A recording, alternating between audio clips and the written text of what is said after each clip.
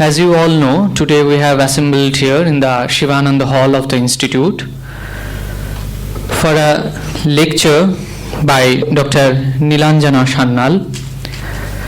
Well, I don't think that formally she does need any introduction to you, at least to the audience of the Ramakrishna Mission and also the Kolkatans.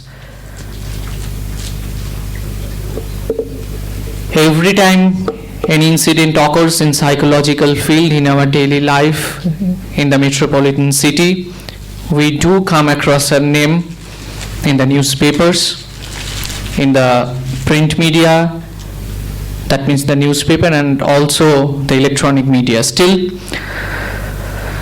I would like to say a few words about Dr. Sanyal. Dr. Nilanjana Sanyal has spent 3 decades in pursuance of the discipline of psychology and its application towards soothing, curing, and bettering the human psyche. A professor and former head of the Department of Psychology, University of Calcutta, Dr. Sanyal has widely published in national and international journals and has been invited to chair sessions at several international conferences. Today, we are going to release formally a book written by her, Pebbles of Positivism, Positive Psychology and Spirituality.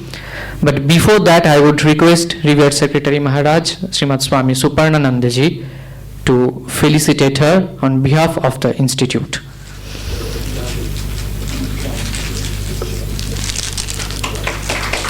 Some books that are being published from the Center for Indological Studies and Research of the Ramakrishna Mission Institute of Culture. And now we move towards the formal release of the book authored by Dr. Sanyal.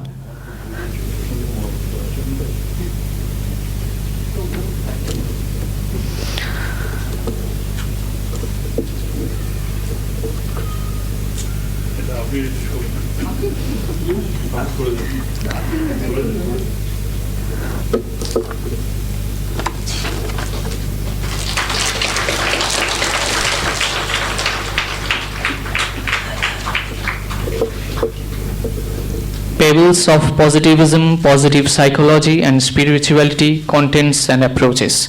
I would now request Revered Maharaji to say a few words, and afterwards we would move on to the prescribed topic of today's evening.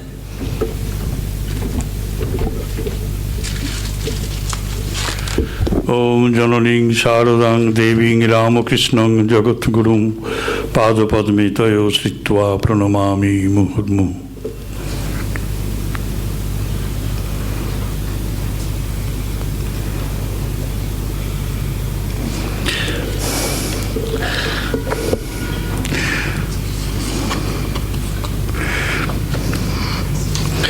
Didi is a formidable scholar. You will come to know very soon. In her world of knowledge and wisdom, she has attained marvelous development. And apart from her scholastic attainment, she is a great devotee of Sri Ramakrishna. So that is more important for us. This book, Positivism, Pebbles of Positivism, Positive Psychology and Spirituality, Contents and Approaches, will give you an insight into the world of thought. World of thought. Thought. Why I say thought?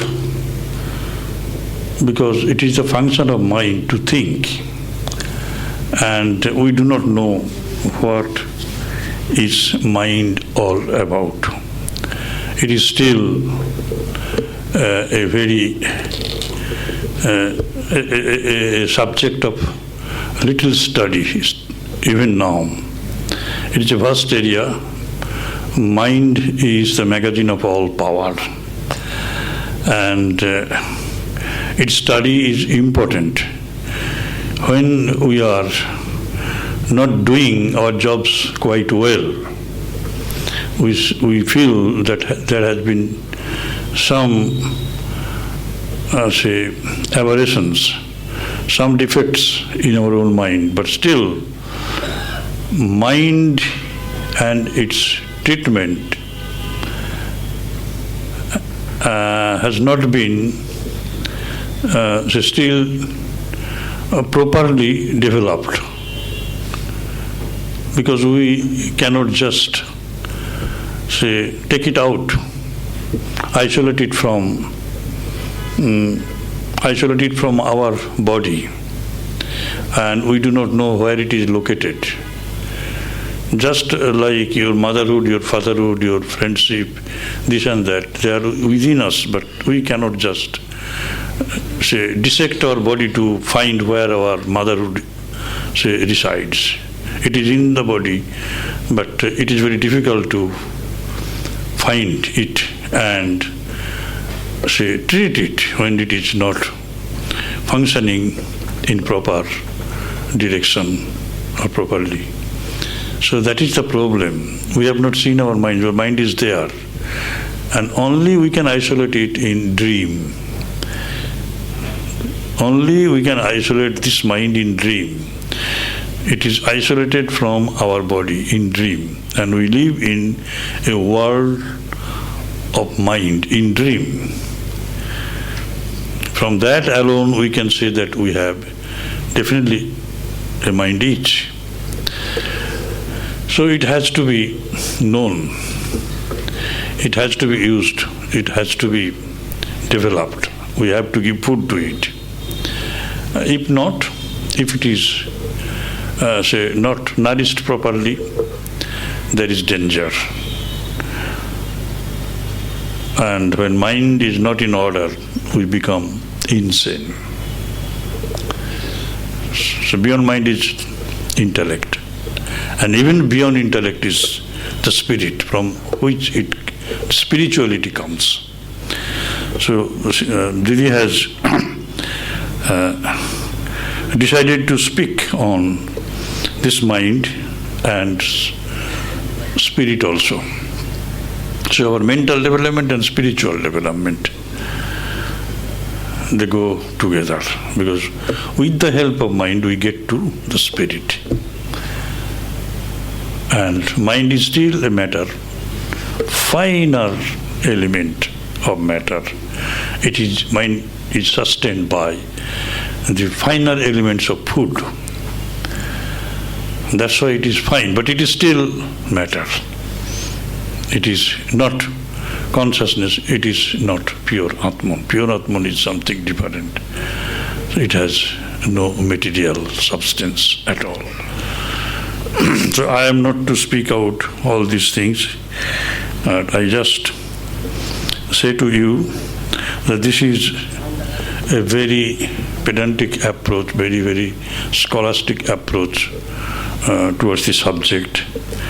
And I must say she has the blessing of her guru, and she is very much devoted to him. And she says that she owes very much to him. See, he has inspired our Didi to forge ahead with the topic with which she is very much at ease. Anyway, I request her to speak. And one thing I say, that this book, Pebbles of Positivism, Positive Psychology and Spirituality, Contents and Approaches, you can have it with some considerable debate today, and maybe for the next week also. Thank you. Namaste.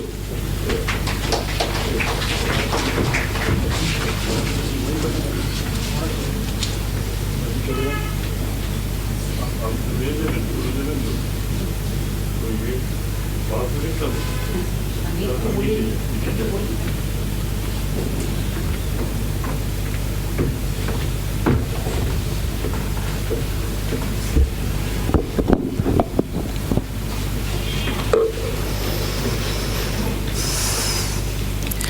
evening, everybody. Revered Swamiji, Sri Shuparnanandaji Maharaj, distinguished ladies and gentlemen, my teacher, Professor Omal Mollik, and my host of students present here. I'm very happy today. Happy just not because of the fact that my written book has been formally released today by Sri Shuparnanandaji Maharaj, but because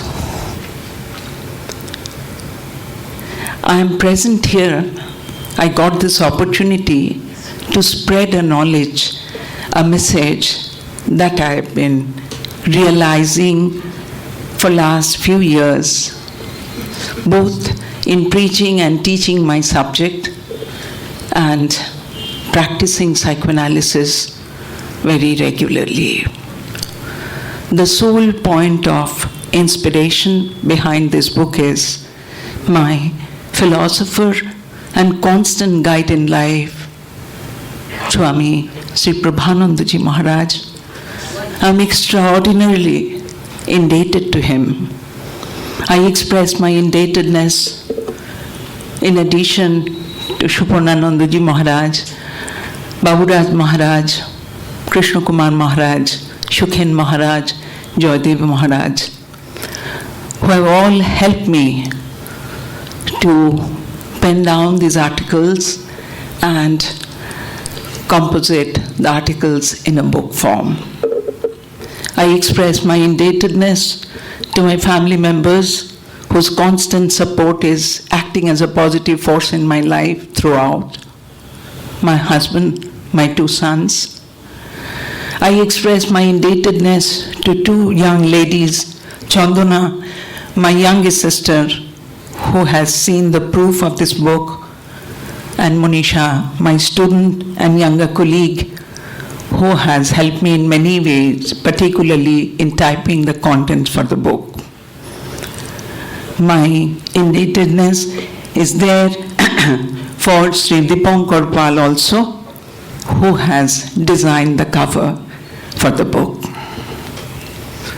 I'm happy because the book is just not an achievement, a marker in my career graph, but the book is ready with a specific message which I think is bound to help everybody, whoever it is, who is ready to absorb this within personal system.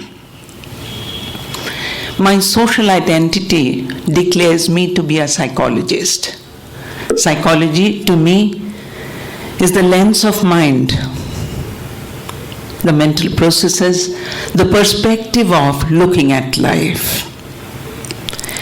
My intense exposure to this subject for last 3 decades, over 3 decades, has taught me the contents of balanced mind as well as its nuances therein. I've realized one thing, that in order to be a peaceful person, a happy person, a harmonious person in life, one needs to have a very calm and quiet mind.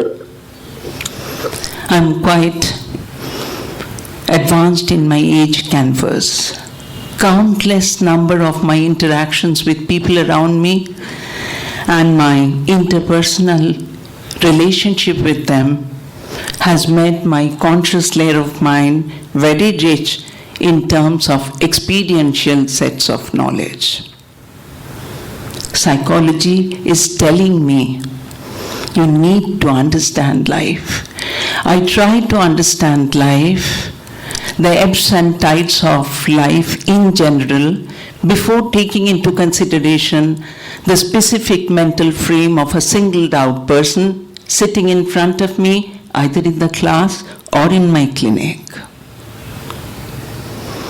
This orientation has resulted in an idea that life is very, very precious.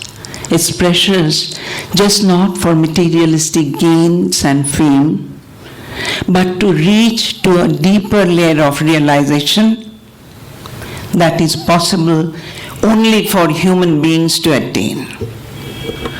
This book is my journey in the pathways of psychology.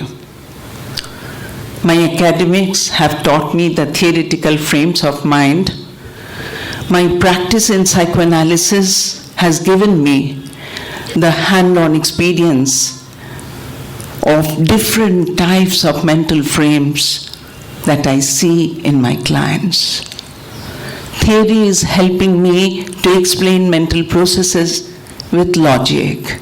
Practice has opened up the plethora of emotive contents to touch and feel the frills of human mind in so many specific dimensions. The flavor of mind that I come across while I read, I write psychology, while I practice and preach psychology to so many people in my life, I realize one thing. Life has its ripple, being full of knowledgeable contents to absorb. Until and unless the mind is calm and quiet, the ripples of life create haze, confusion, conflicts, complexes, and the marked sufferances therein. The ripples of life twinkle when the mind is in blissful state. Hence is my attempt to look for the positive elements in mind, positive elements in one's personality frame. My search is to look for how these beliefs can be developed within people in the tune of spirituality. That's why I have tried my level best to write down this book for all of you. I would try to explain the basic contents of this book, but by sitting there in order to make the PowerPoint presentation. This I need to do as because my knees are not very strong that allow me to stand here for long. I beg my forgiveness from all of you because I need to go there and sit.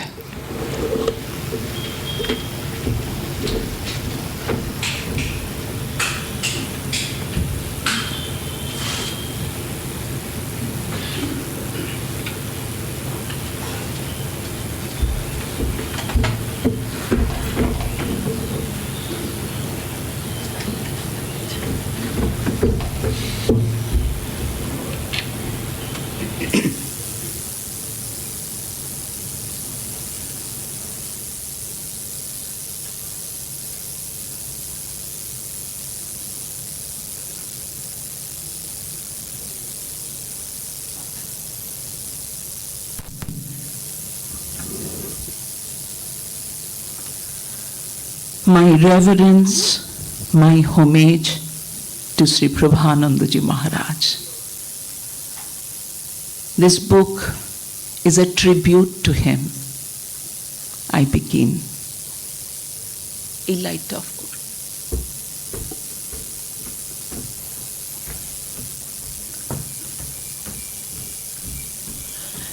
The present era is that of excellence and self-identity. People are striving, striking, pursuing, and achieving. The achievement puts the stamp on them, establishing their excellence. Excellence earns the quality self-identity. The whole process is materialistic in approach and its related philosophy. It is creating the crater of competition, conflicts, confusions, non-cooperation, wrong self-image, narcissism, high, unhealthy, perfectionistic spirit, and hence unhappiness, negativity, loss of hope in life.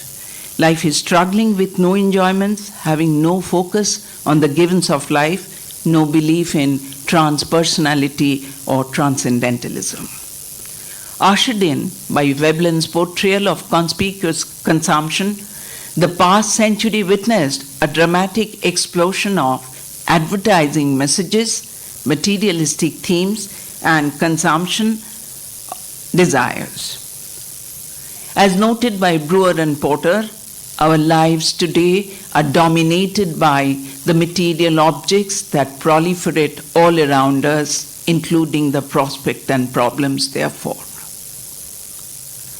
Social commentators associate materialism with the squandering of valuable resources, the subversion of traditional religious values, and the breakdown of civic responsibility. This has its focus on the acquisition of material objects that exhibit less life satisfaction, diminished levels of happiness, and higher levels of depression within us. For these reasons, materialism is broadly considered to be part of the dark side of consumer behavior. The relative prioritization of such goals is also associated with costs for people's psychological well-being that is affected and pathologies are taking place in their mental frame. Hence, it appears that in the modern era, there is a great need for spirituality and positivism, since the morality groove is getting uprooted because of modern human paradigm, which has been a slave to immediate, instant gratifications of varied kinds. The era is that of instant pleasure only. This leads to erosion of human values and ethics that in turn leads to dehumanization. Studies have shown, empirical evidences, that people who prioritize values and goals for money and possessions, they are having less life satisfaction, reduced happiness, there is less vitality, less self-actualization, and they are scoring higher on depression, anxiety, behavior disorders, and host of other types of pathologies. All these works have been done on even school children, college students, adults, business students, entrepreneurs, and in various nations around the world. As a result of above symptoms of anxiety, depression, pathologies, the modern man who has achieved a level of material prosperity is also having emotional and spiritual void. A deep crisis in identity emerges consequentially, and humanity integrity is reduced unwittingly. It is at this juncture that a need is felt to delve deeper into ourselves and acknowledge the role of spirituality, positivism, positive psychology to enable human beings in understanding the conscious self. In fact, spirituality has come to be an expression of personal meaning and transcendent commitment that entails one's true identity. The need is felt to plunge into an attempt to interlink spirituality with connotations of positive psychology and positivism in the form of contents and methodological approaches. My book, Fables of Positivism, Positive Psychology, and Spirituality, Contents and Approaches. The book has two parts. In the first part, I have jotted down the fables of positive and spiritual psychology in the form of authenticity, forgiveness, silence, being in natural setups of gardens to tap on well-being tunes, healthy narcissism, to embrace spiritualistic orientation, healthy perfectionism, and mental health, the disciplinarian approach in positive life, gratitude, wisdom, and bliss. The last two chapters of this book, the wisdom and bliss, had been suggested by Sri Shupurnanandaji Maharaj. I'm thankful to you. Thank you, Maharaj. Second part is covering the methodological approaches that help us in developing the spiritualistic orientation or in correcting pathologies in the line of being more and more positive in life. This part will cover chapters like how psychotherapy itself is a spiritualistic journey. Rogerian client-centered therapy has specific contribution in developing compassion, connection, and other good qualities to relate to others in life. It would speak of meditation as a method of acquiring spirituality. It would have its talk on the spiritual journey, which is being noted in Indian psychology being entwined with spiritual psychology. The total book needs to have these three concepts in hand to understand the implications of each chapter: positivism, positive psychology, and spirituality. In the original Comtean usage, the term positivism roughly meant the use of scientific methods to uncover the laws according to which both physical and human events occur, while sociology was the overarching science that would synthesize all such knowledge for the betterment of society. Positivism is a way of understanding based on science. In Comtean usage, it is a philosophy of human intellectual development that culminated in science. In an easy language, regarding positivism, Stephen Hawking, the international physicist, writes, "Any sound scientific theory should, in my opinion, be based on the most workable philosophy of science, that is positivism. According to this way of thinking, a scientific theory is a mathematical model that describes and codifies the observations we make. A good theory will describe a large range of phenomena on the basis of a few simple postulates and will make definite predictions that can be tested." Basically, positivism is a philosophy of science based on the view that in the social as well as natural sciences, data desired from sensory experience, logical mathematical treatments of such data would be the exclusive source of all authentic knowledge. Positivism asserts that the only authentic knowledge is that which allows positive verification, that is scientific replication that we do.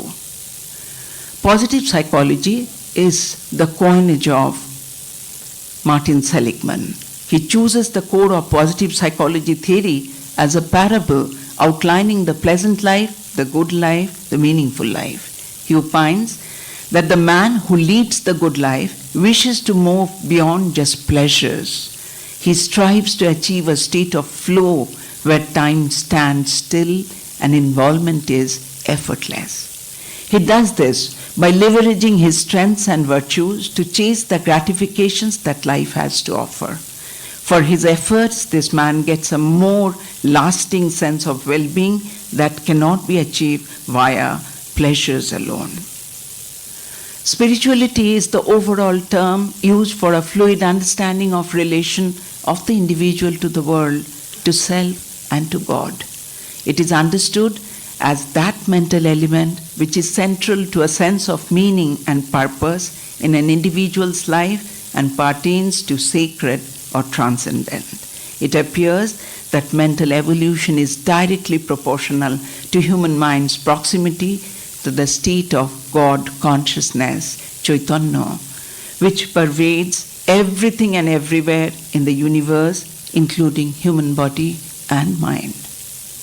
Accordingly, the more evolved a human mind is, the greater the manifestation of consciousness in him that is reflected through the behavioral qualities like love, compassion, righteousness, forgiveness, truthfulness, non-violence, selflessness, knowledge, wisdom, and self-control. As evolution progresses, human mind becomes less scattered, more tranquil, with increasing capability to achieve deep concentration meditation, which is essential for the revelation of truth, knowledge, and creative ideas. The need for the book is felt in the following way. Present world has deep marks of negativism, manipulation, unhealthy competitive spree which seem to skate life flow in spite of much scientific and economic progress. This consequently leads to changing behavior patterns of many affected individuals with psychopathologies of different kinds, which I have witnessed in the course of my practice of psychoanalysis. In psychoanalysis, the detected pathologies are found to basically be the reflections of negative orientations of mind. The corrective approach taken in analysis is to alter these orientations into a positivistic frame with the explained logic needing to be emotionally processed within the client.